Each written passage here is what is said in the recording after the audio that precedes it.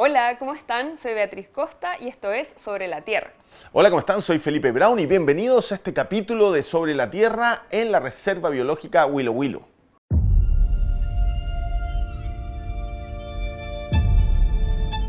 El planeta no nos necesita.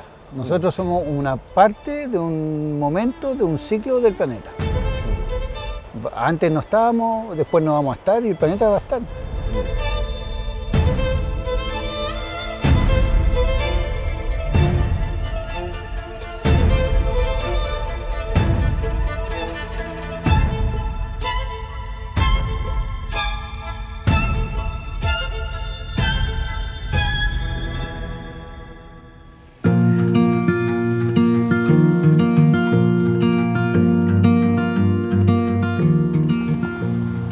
En este capítulo partimos de destinos distintos. Unos vienen de Santiago y yo vengo desde Puerto Vara y nos juntamos acá en el Hotel Willow Willow.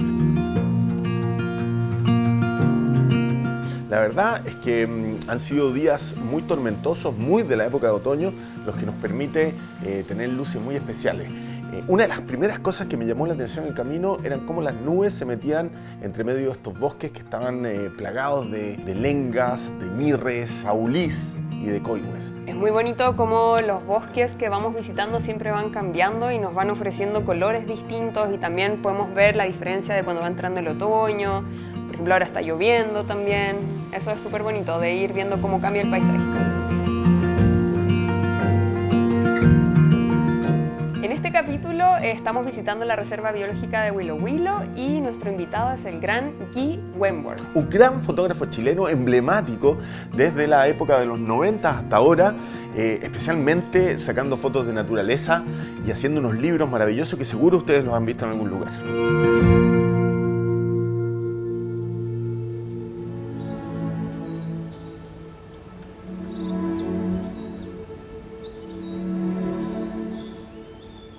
Nuestra primera salida, salimos muy temprano por la mañana y fuimos a un bosque por aquí cerca que Javier nos dijo que era un secreto de él, que él tenía muy guardado y que al final tenía una sorpresa que nos iba a dejar muy impresionados.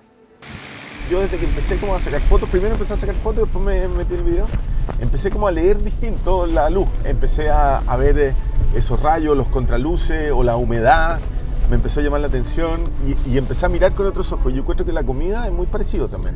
O sea, como que un día de repente se te abre una puerta con la comida y empezás a mirar la comida desde otro lado. O sea, no es de como tal, es cultura al final. ¿No? Y la aprendes. Lo agridulce me fascina. Pero eso también en un momento se tiene que haber abierto en tu vida. No, de siempre. Mi mamá es francesa, Ahí está. entonces siempre en mi casa se cocinó muy bien. Yo me acuerdo cuando se presentaron mis papás con mi suegro, de los papás de la José, mi mamá hizo melón con jamón serrano. Claro. Y mi suegro, pero no podía entender esto de comer un postre con salado, así, ya Sí, era claro. una cuestión que no lo podía comprender porque para él el agridulce era, no podía ser. En el lenguaje audiovisual pasa eso también, ¿no? Como que de repente, tú que hacías estas clases, te pasa que de repente empezás a ver cómo la gente empieza a aprender a leer, como que de un minuto a otro. Es que para algo que para uno les resulta tan evidente y fácil, no todos leen. No. Leer, a veces estamos en un sendero y le digo, ya, ¿por dónde? Me pregunta, ¿por dónde vamos? No, pues ahí se ve el sendero. ¿Cuál sendero? Claro. Y uno lee una leve como diferencia que te hace un trazo. Sí. Y uno de tanto tiempo que está en la naturaleza aprendía a leer eso.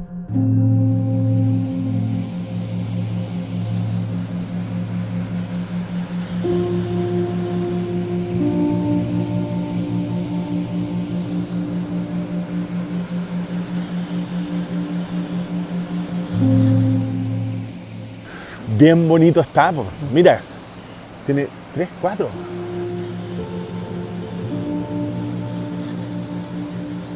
Ustedes ven el primer salto, Sí. ¿cierto? Y ven que el origen del salto se ve como si fuera la roca. Sí. Eso le llamamos el salto del anillo. El agua pasa por una circunferencia que generó la erosión hídrica.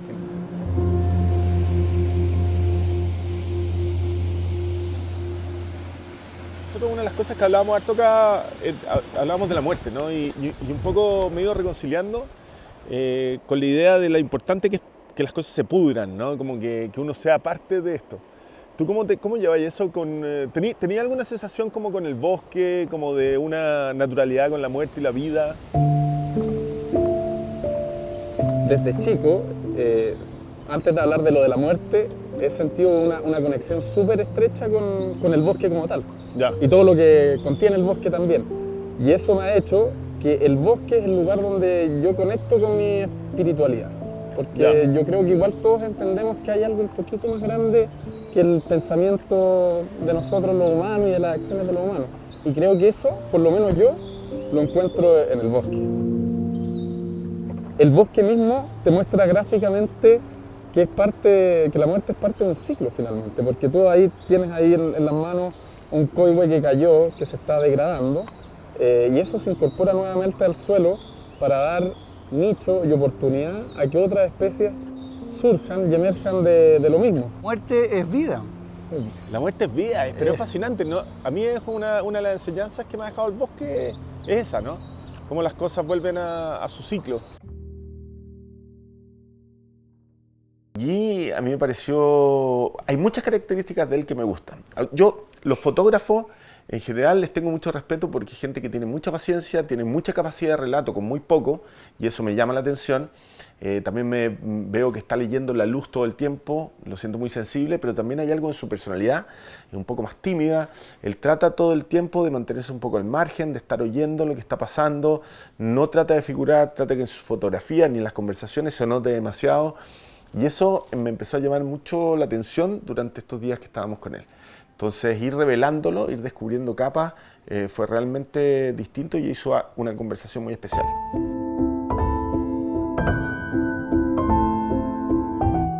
Que el ser humano, hay muchas cosas que no tiene, ¿no? Como que la piel no es suficientemente firme como para aguantar frío extremo, pero inventamos la ropa.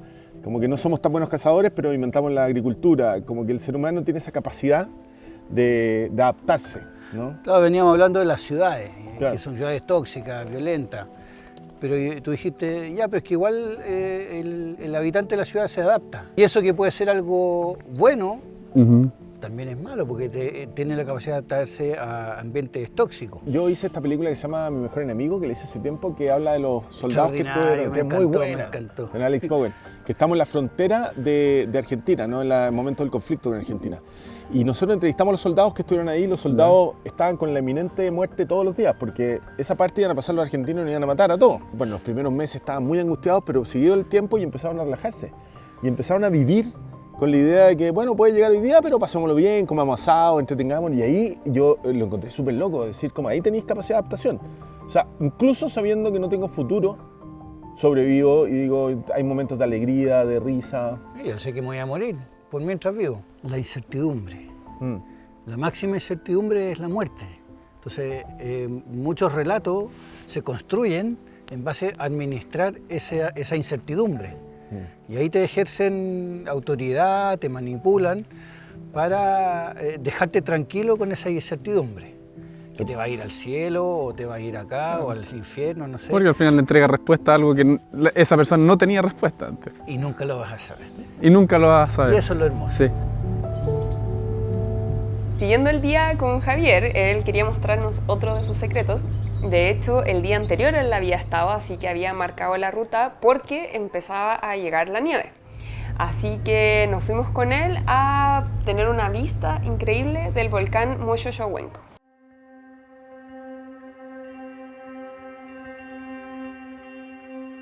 ¿Dónde estamos?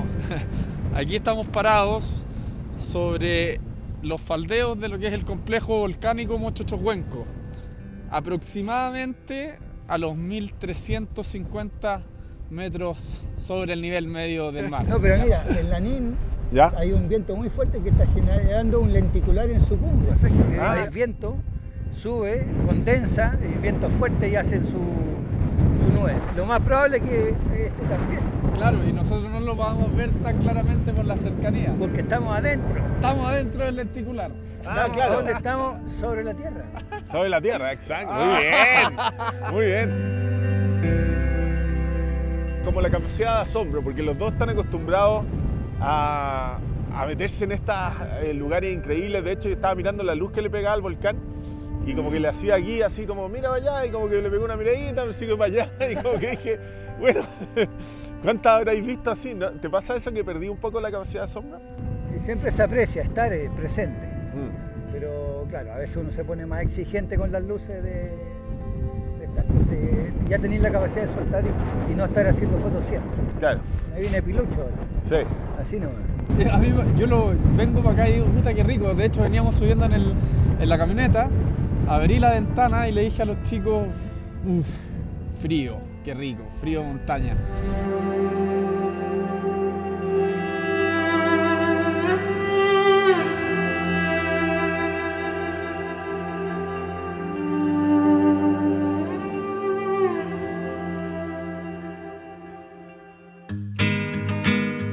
Hablando de la reserva, ahora vámonos un poco más a la hotelería. Cuéntame un poco cuáles son las atracciones, cuánta gente viene.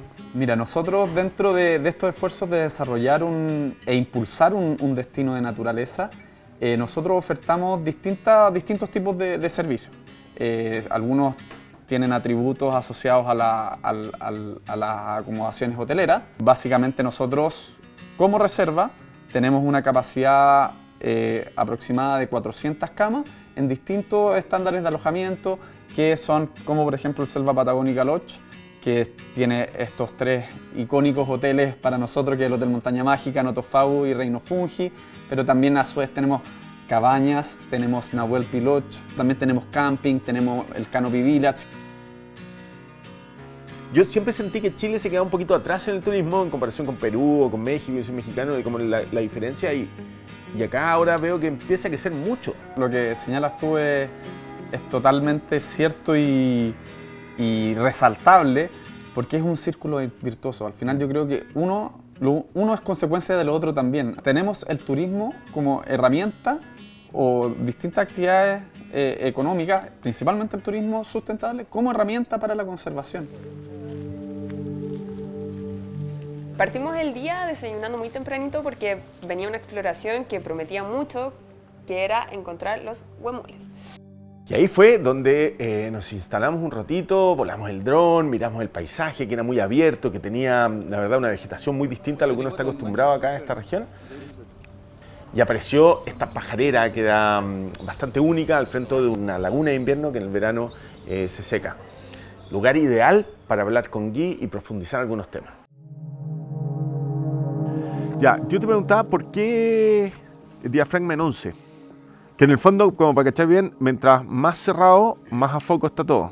Pero más que nada tiene que ver con la mirada de cada uno, que cada fotógrafo, puede tener visiones distintas o formas de interpretar lo que tiene al frente distinto. Yo trato de ser siempre muy fiel a lo que estoy retratando. Y yo retrato la naturaleza y trato de que la protagonista sea ella y no yo. Por lo que tanto, mi forma de fotografiar tiene que ver con reproducir lo que tengo al frente. Pero tú todo el tiempo en tu entrevista hablas mucho de esta visión amplia también, ¿no? Clara y amplia. Porque mi principal objetivo es situar al espectador que está viendo mi foto en el lugar, como si él estuviera ahí. Sí. Entonces, ¿qué es lo que busco? Progresión. Primer plano, segundo plano, tercer plano, último plano. Muy bien. Para dar la sensación de que yo estoy ahí. Y sobre todo también, no sé si te fijaste que yo hago mucha fotografía aérea. Sí. Y en la fotografía aérea, la distancia obligadamente está todo a foco. Sí. ¿Por qué me gusta la fotografía aérea? Porque te genera una distancia de lo humano, e ingresas a otra dimensión, a una escala distinta, en que todo se achica y aparece otra dimensión que es la dimensión geográfica. Y ver la humanidad inserta en una escala mucho mayor es como que cobra la real dimensión de lo humano, de lo pequeño que somos. Por lo menos para mí, lo que más me deja aquí es toda su sabiduría de ver las cosas desde lejos, que al alejarnos de los problemas todo se hace mucho más fácil. Una de las cosas que más me gusta de acá de la naturaleza es encontrarme con estos paisajes así. Mira, mira. Aquí está, lo estaba buscando. Este monito ayuda a la naturaleza, ¿saben cómo? De forma indirecta, porque el BCI ayuda a grandes empresas y pymes que colaboran concretamente con el medio ambiente. Lo vamos a dejar acá ya.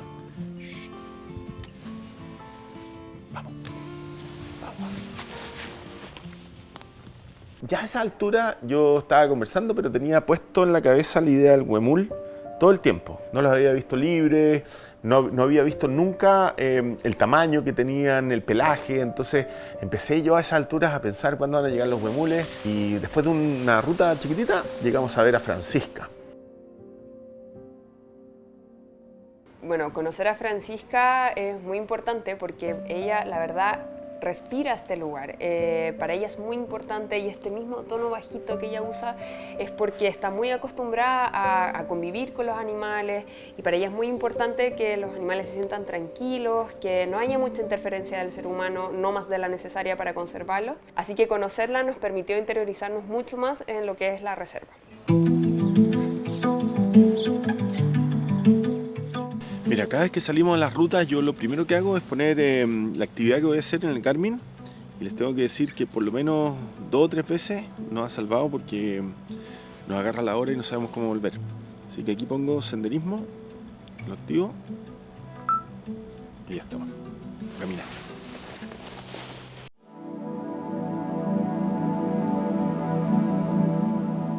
¿El huemul, cuál es la estrategia que usa para poder...?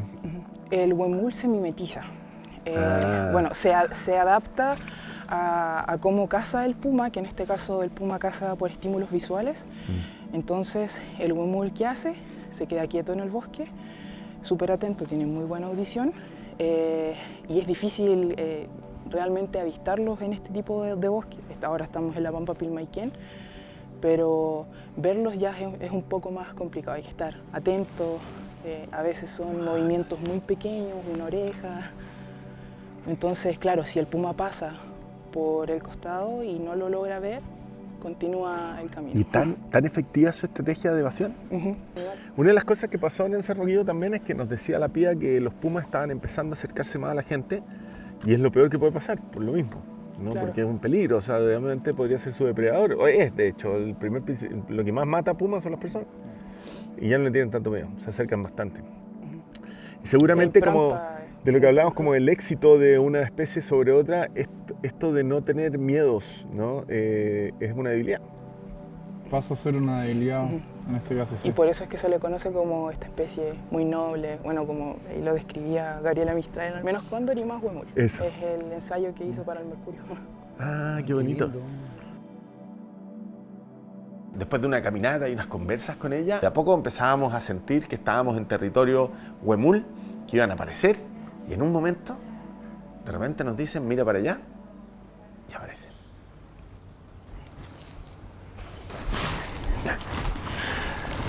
Bueno, ahora estamos en el cierre de huemules, el número 2, y no sé si logras ver algo.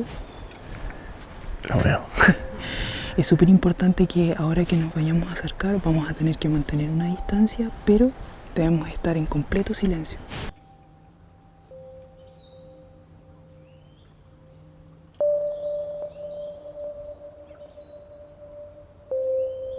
Es una especie que también se estresa fácilmente por factores externos, y ya sabemos, principalmente por factores antrópicos, nosotros. Entonces tenemos que ser muy respetuosos al momento de acercarnos a ellos. Así que ahora vamos a caminar. Pero son curiosos, como que se acercan. Son curiosos.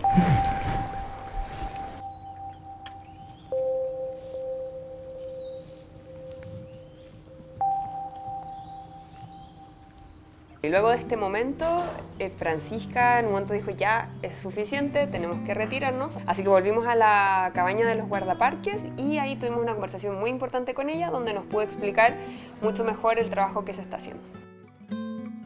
De repente pienso en el huemul como tan noble, con sus características, que no le tiene miedo al humano, de que en realidad en comparación con otras especies es más débil, o no. Entonces a lo mejor es súper duro, pero a lo mejor el esfuerzo al final va a ser, es una especie que siempre necesita la ayuda del hombre para poder mantenerse. La respuesta es incierta, la verdad, pero sí es importante que exista un trabajo en conjunto, no tan solo nosotros, sino que más organizaciones que se sumen a este carro de la conservación del huemul. Por lo que sí es muy importante que hasta que salga en peligro de extinción, toco madera, que pase, se tiene que hacer un trabajo bastante grande con todas las organizaciones que trabajan en conservación, tanto en Chile como en Argentina.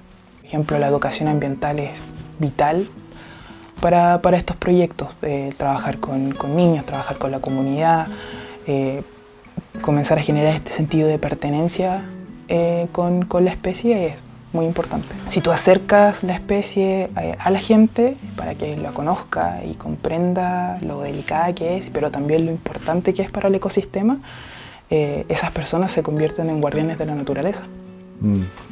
Y es lo que le decimos a los niños cuando vamos a darles charlas de educación ambiental todos los años. Y ya nos piden ahora reportes sobre los huemules, que cómo están. Bueno. El trabajo de los guanacos nos impresionó mucho porque no es una zona que nosotros estemos acostumbrados a verlo, pero como se dan características de territorio acá, como una pequeña pampa con ñirre, nos acordamos de los guanacos de Magallanes y cómo pueden haber vivido aquí antes.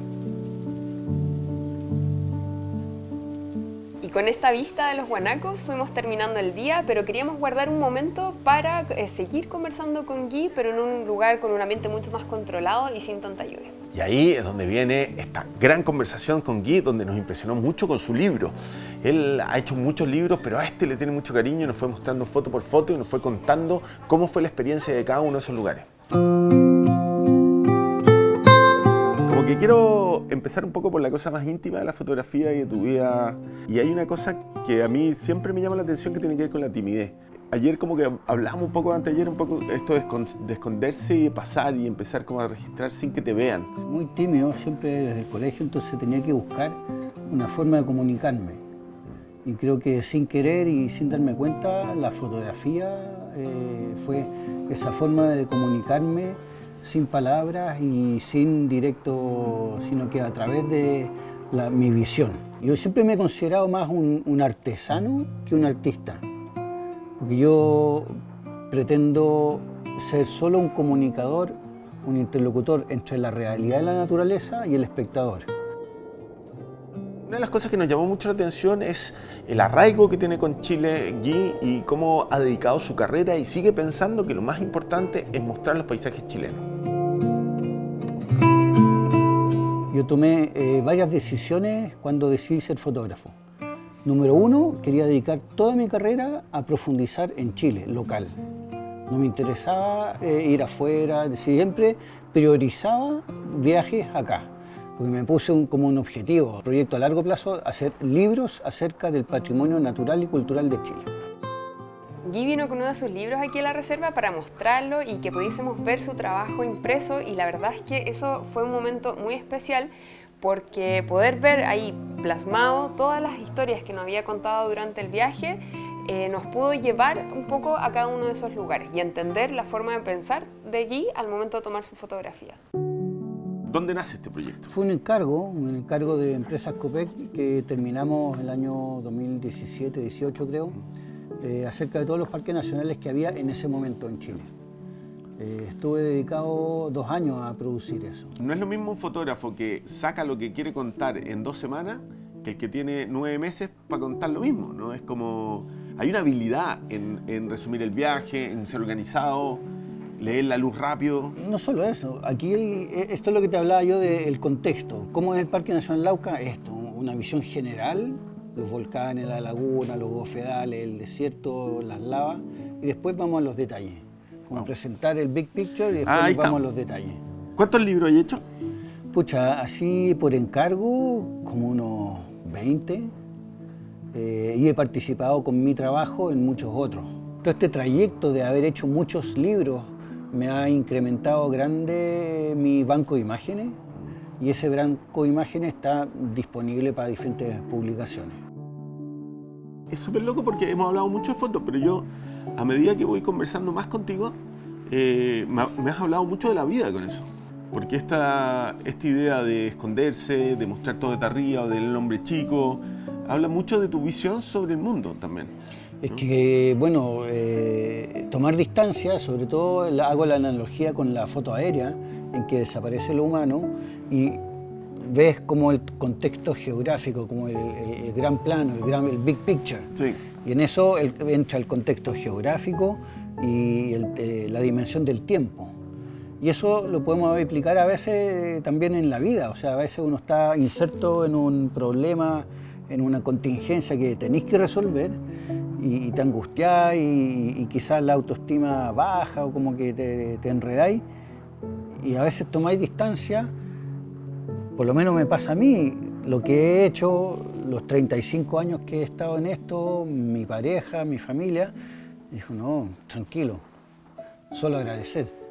Entonces, los problemas ya, ahí veo cómo los resuelvo, pero hay algo mucho más grande que hemos creado con mi mujer, la familia, mi trabajo, que solo agradecer, me podría retirar tranquilo.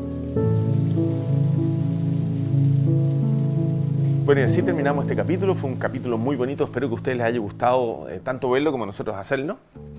Sí, se vienen muchos viajes más y muchos capítulos más. Y no se olviden que estamos en las redes sociales de Felipe y en nuestro canal de YouTube también. Así que nos vemos en un próximo capítulo de Sobre la Tierra.